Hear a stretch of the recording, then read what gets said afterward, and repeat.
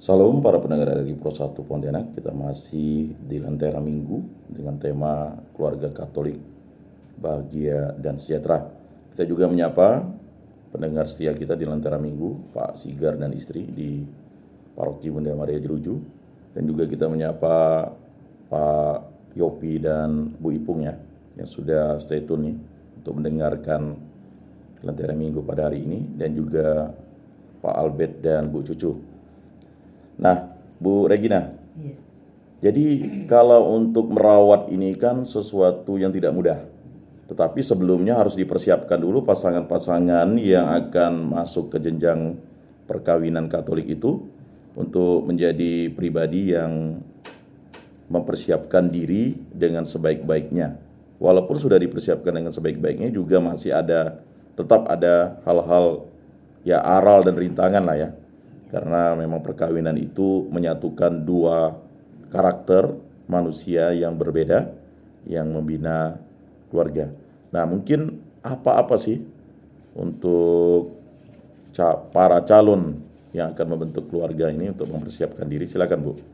Baik, terima kasih Pak Yan. Ya. Ya, memang karena keluarga Katolik ini tadi adalah keluarga yang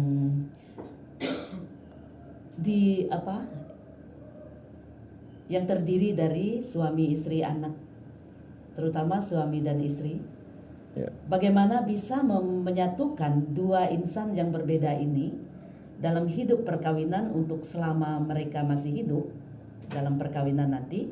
Maka Gereja Katolik mempersiapkan satu sarana untuk mempersiapkan mereka supaya mereka itu siap dalam membina keluarga, hidup dalam keluarga itu. Baik. Yaitu terutama melalui KPP. Ya. Di mana KPP ini singkatannya itu adalah kursus persiapan perkawinan Katolik. Nah, KPP ini merupakan suatu kegiatan yang dilaksanakan oleh gereja untuk memberikan bekal atau pendampingan kepada warga gereja yang akan menikah, dengan tujuan supaya calon pengantin siap dalam membangun keluarga bahagia sesuai dengan ajaran gereja Katolik. Jadi persiapan itu Pak Yan perkawinan itu harus dipersiapkan dengan baik. Bukan dadakan ya? Ya, bukan dadakan.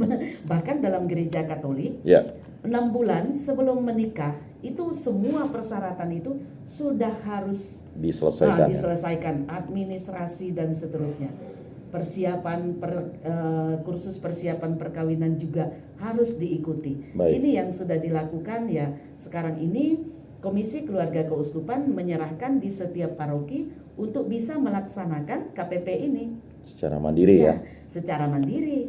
Kalau dulu itu langsung ditangani oleh keuskupan. Baik. Tapi sekarang keuskupan dari Komisi Keluarga Keuskupan sudah menyerahkan itu dilaksanakan oleh paroki masing-masing supaya ini semuanya itu bisa terlayani, dan ini KPP merupakan syarat mutlak untuk semua calon-calon pengantin harus mengikuti kegiatan KPP ini. Ya. Nah, jadi terutama di Keuskupan Agung Pontianak ya. Keuskupan Agung Pontianak. Dekanat Kota Pontianak ya. ya. Dekanat Kota Pontianak ini wajib melaksanakan atau mengikuti kegiatan KPP ini bagi calon yang akan menikah, supaya itu perkawinan itu benar-benar disiapkan Pak Yan. Ya. Kalau tidak, ini kan biarpun sudah menerima sakramen perkawinan, permasalahan itu bukan tidak bisa terjadi. Baik. Ya, itu hanya permulaan saja pernikahan itu. Tetapi justru yang selanjutnya, perjalanan hidup setelah pemberkatan atau kehidupan dalam keluarga, itulah di situ yang paling penting. Maka kalau misalnya mau mendadak menikah karena ada sesuatu, itu bukan solusi dalam gereja Katolik. Misalnya sudah mengalami apa-apa itu tidak bisa dalam gereja Katolik. Dia harus mengikuti proses-proses dan tahap-tahap yang harus dilaksanakan. Jadi seperti itu Pak Yan, bahwa begitu pentingnya KPP ini bagi para calon pengantin. Baik. Ya. Berarti dalam gereja Katolik itu dimulai dari perkenalan ya kan, kemudian berpacaran, bertunangan, kemudian mengikuti kursus persiapan perkawinan, barulah menerima sakramen perkawinan. Dan itu merupakan suatu wujud nyata bagaimana membentuk keluarga yang bahagia ya. Iya, itu Ya, dia. ke Pak Petrus nih. Jadi yang namanya keluarga bahagia dan sejahtera tadi kan memang harus dipersiapkan terlebih dahulu. Ya, tidak mudah untuk mempersiapkan itu. Bagaimana sebagai pendamping keluarga dan pendamping persiapan perkawinan ini melihat proses-proses itu dan bagaimana untuk menggiatkan kegiatan pendampingan dan pembinaan keluarga itu agar berjalan secara kontinu, Pak, atau berkelanjutan. Silakan, Pak. Baik, Pak Yan, dalam kegiatan KPP ini kan memang sangat penting Ya, dalam gereja Katolik, terutama bagi warga paroki yang mau menikah ya. ya, Jadi perlu ada pendampingan ya, beberapa materi yang harus kita beri ya, mulai dari tentang komunikasi, Baik. bagaimana membangun komunikasi yang baik dalam keluarga. Ya, apalagi dengan situasi sekarang ini penggunaan medsos itu kan begitu masif ya. masif ya. Itu kalau kita tidak bijak dalam penggunaan medsos ini, maka kita akan mengalami suatu kegoncangan yang luar biasa Ya, dalam keluarga.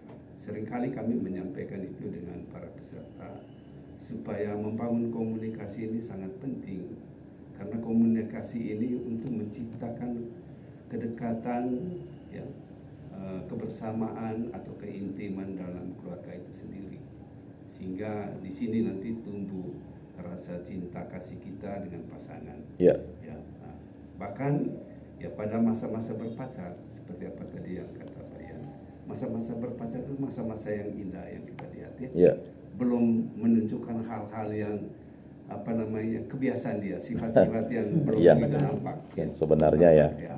Jadi yang indah-indah yang dilihat. Setelah nanti berkeluarga kan baru kelihatan, oh ternyata calon saya begini ya, istri saya begini ya karakternya, Ya. atau suami saya ya karakternya begini. Jadi untuk menyatukan karakter yang berbeda ini kan memang membutuhkan suatu ya pengorbanan ya, pasti ada yang terluka, ada yang tersakit ya dari keluarga itu sendiri. Ya, Makanya orang yang terluka ya perlu ada pengobatan ya, pengampunan sehingga keluarga itu menuju keluarga yang bahagia, damai dan sejahtera. baik. Bu Regina, berarti harus ada kegiatan ya untuk pendampingan keluarga ini. Semisal seperti apa, Bu? Ya, sebenarnya sih banyak hal yang bisa dilakukan. Ya, Kalau itu tadi KPP kan untuk persiapan pernikahan ya. Ya. Sebelum menikah ada KPP. Nah, setelah menikah, gereja juga menyiapkan berbagai macam kegiatan ya, dalam rangka merawat dan membina keutuhan keluarga itu sendiri.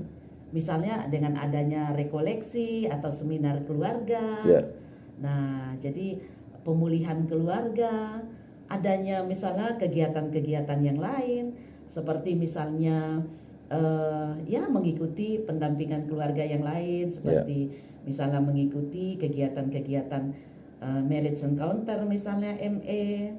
Nah, ada juga misalnya bagi para suami itu ada Priskat, pria sejati Katolik, ibu-ibunya ada pendampingan di wanita berkhidmat Katolik, ya, ada juga seminar tulang rusuk. Itu semua cara-cara yang dilakukan oleh gereja bagaimana melakukan pendampingan atau untuk merawat keluarga-keluarga ini agar tetap bahagia. Jadi di situ bahwa pendampingan ataupun kegiatan-kegiatan itu sangat bermakna dan mempunyai nilai yang sangat mendalam, sehingga keluarga-keluarga misalnya yang mengalami goncangan maupun keluarga-keluarga yang bahagia semakin menerima berkat, semakin merasa diberkati, dan keluarga itu sungguh-sungguh bisa menerima kebahagiaan, mengalami kebahagiaan dan kesejahteraan itu kembali. Yang sudah bahagia akan menjadi lebih bahagia, yang relasinya baik akan menjadi lebih baik lagi relasinya. Jadi seperti itu Pak Yan. Jadi dalam gereja Katolik itu banyak sarana dalam rangka untuk pendampingan keluarga yang bisa bermanfaat untuk merawat ataupun membantu atau menjaga keutuhan keluarga itu sendiri. Ini yang dilaksanakan oleh gereja kita. Karena gereja yang tidak mengajarkan tentang poligami tetapi monogami, dan inilah sesungguhnya nilai Kristiani yang sangat fundamental ya, dan juga kebahagiaan kesejahteraan keluarga idealnya tujuan dari gereja Katolik dalam hidup perkawinan.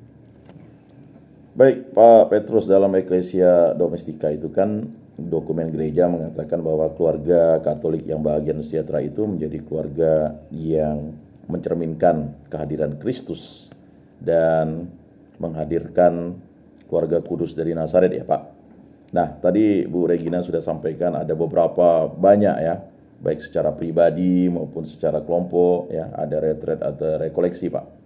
Nah, tetapi ada dua pribadi penting, suami dan istri ini Pak, ya kan? Karena kalau suami dan istri ini mampu mewujudkan keluarga yang bahagia dan sejahtera, pasti anak-anak itu akan mencontoh mereka. Karena tidak mungkin ya anak-anak tidak melihat teladan ini. Nah, bagaimana tips dan trik dari Pak Petrus? Apakah ada komunitas atau kategorial yang cocok untuk suami istri ya di kuskupan kita ini atau di paroki-paroki setempat? Silakan Pak. Baik, terima kasih Pak Yan.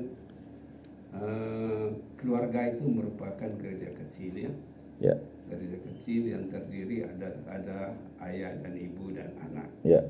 Kalau dalam gereja kecil ini kuat ya, terutama dalam pembinaan iman anak ya, Ya. maka ini bisa menghasilkan gereja yang besar, yaitu paroki. Ya, sehingga di sini nanti tumbuh iman dan berkembang dalam keluarga itu sendiri. Karena iman itu sangat penting dalam membangun kebaikan dalam keluarga. Kalau iman ya dalam keluarga itu ya biasanya mengalami suatu kemerosotan, maka itu akan terjadi hal-hal yang seringkali kita melihat ya tentang keluarga-keluarga yang bermasalah. Ya. Ya, ada kekerasan dalam keluarga, KDRT, sehingga ini juga bisa menimbulkan ya hal-hal yang mengakibatkan jauhnya mereka dengan gereja ya, dengan Tuhan ya. Makanya keluarga, dalam pendampingan keluarga ini memang sangat penting supaya kita sebagai orang tua itu betul-betul kita kepala keluarga yang merupakan gereja kecil. Kalau suami istri atau orang tua itu kuat dalam membina iman anak, maka di sini juga sangat penting anak-anak itu akan tumbuh iman yang lebih baik lagi ke depan. Baik. Baik, Bu Regina, tadi Pak Petrus sudah memberikan ya, tapi mungkin lebih spesifik lagi, komunitas apa yang memang yang ada di Kuskupan Agung ini atau di Pontianak ini yang memang cocok untuk komunitas atau kategorial yang harus diikuti oleh suami istri? Karena banyak ini kan suami itu ikut kegiatan pribadi, istri ikut kegiatan pribadi, sehingga tidak bertemu. Padahal suami istri ini adalah pilar yang utama dalam membangun keluarga kan. Karena tidak ada suami atau tidak ada istri ini kan pastilah lumpuh. Ya, ibarat keluarga itu tidak ada pedomannya atau tidak ada nahkoda dan yang mengkapteninya. Nah, mungkin bisa disampaikan kepada para pendengar apa komunitas yang bisa cocok atau sesuai dan mampu untuk menyatukan itu. Silakan, Bu. Terima kasih Pak Yan, ini pertanyaan yang sangat baik menurut saya. Jadi salah satu komunitas yang paling cocok, paling baik dan sangat relevan yang harus diikuti oleh para suami istri itu adalah komunitas Marriage Encounter ataupun ME yang disingkat dengan ME. Ini saya pikir sangat cocok. Karena apa?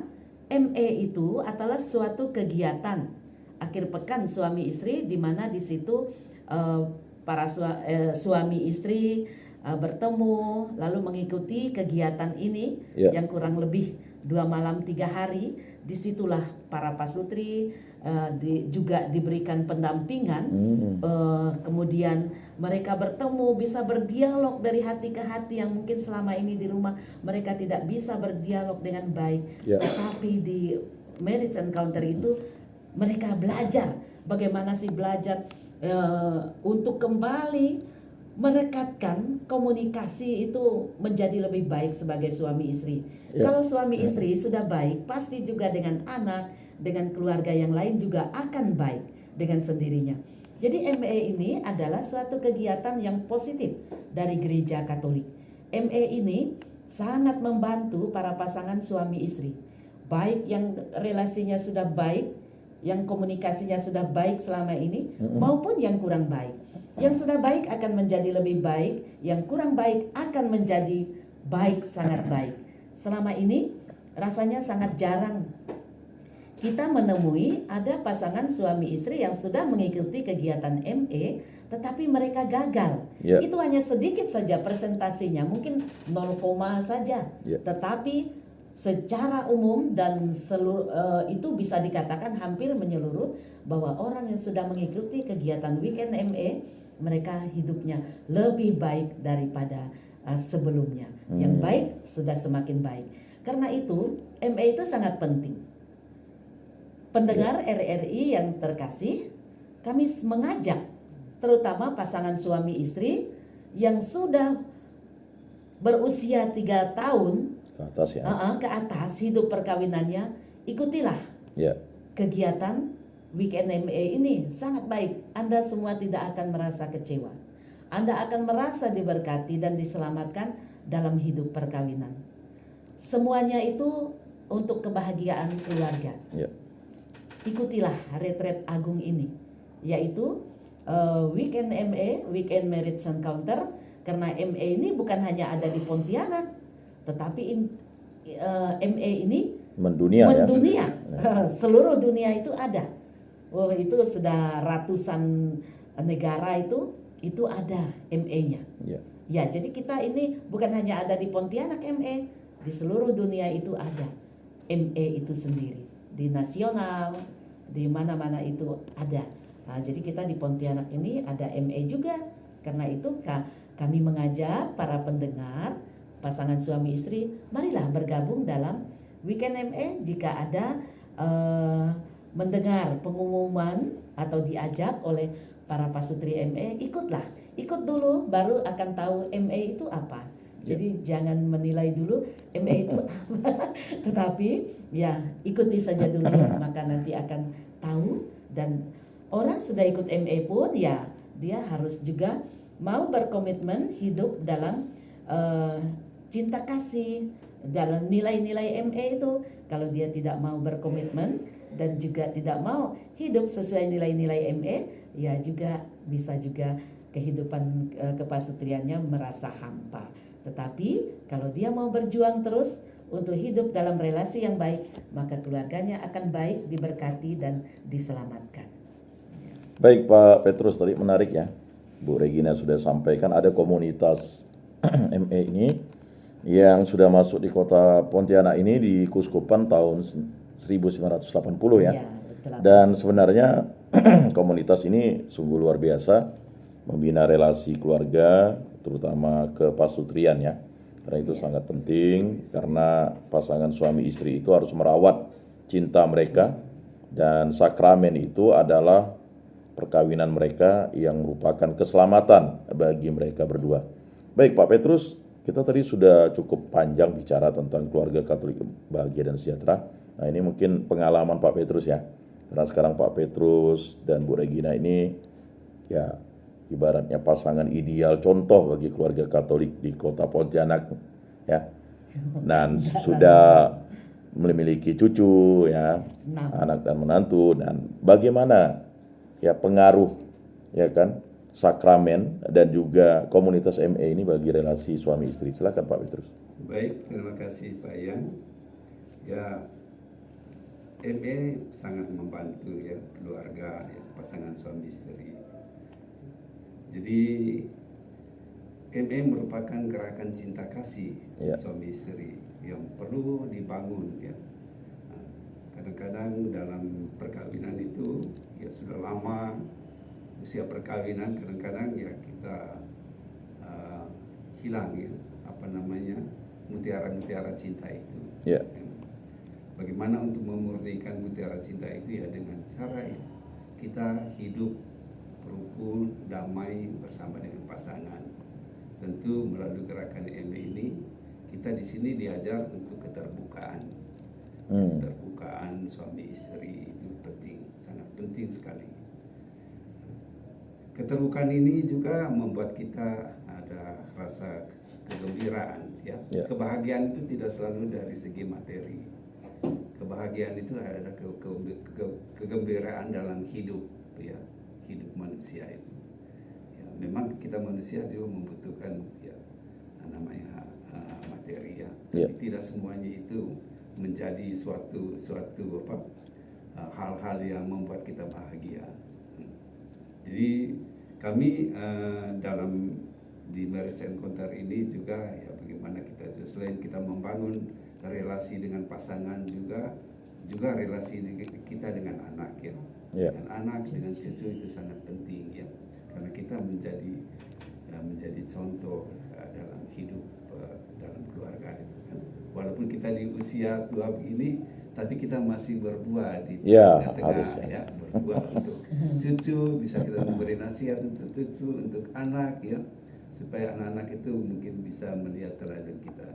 Ya pernah juga biasanya kan begini Pak Yani, misalnya ada anak ya, dia punya mimpi ya, kalau nanti saya berkeluarga ya saya mau seperti mama saya ya, mama saya itu begitu baik, begitu perhatian dengan bapak saya ya.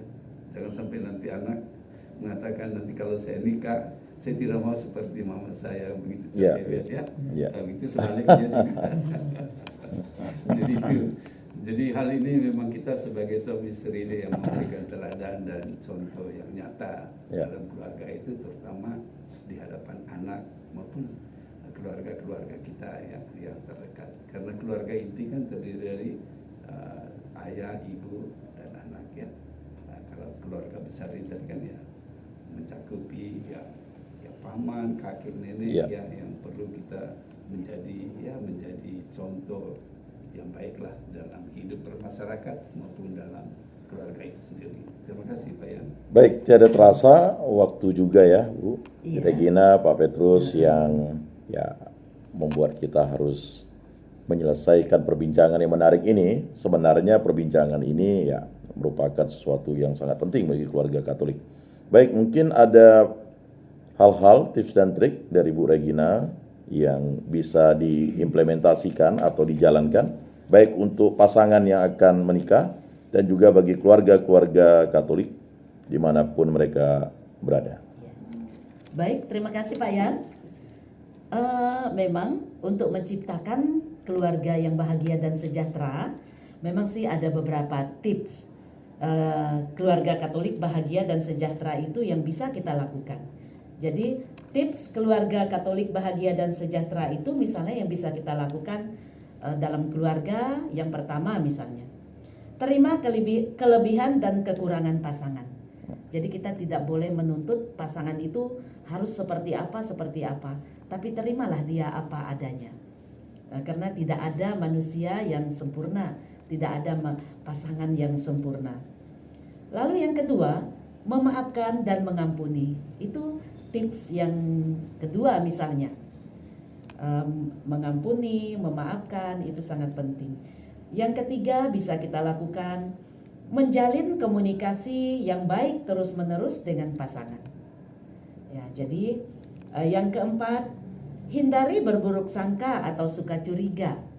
Jadi dalam berkeluarga suami istri hendaknya menghindari rasa curiga, rasa yang curiga berlebihan ataupun curiga yang tidak masuk akal. Dan berusaha selalu memperbaiki diri. Memperbaiki diri artinya kalau kita menyadari, oh saya yang salah. Saya yang salah, ya kalau saya sadar salah, oh saya tidak boleh seperti ini, saya harus memperbaiki diri saya. Dan jangan lupa meminta maaf kepada pasangan itu tidak boleh dilupakan. Jangan malu dan gengsi minta maaf dengan pasangan jika kita bersalah. Jangan menutup diri. utamakan kebahagiaan kepada anak juga. Jadi suami istri bahagia, anak juga harus bahagia.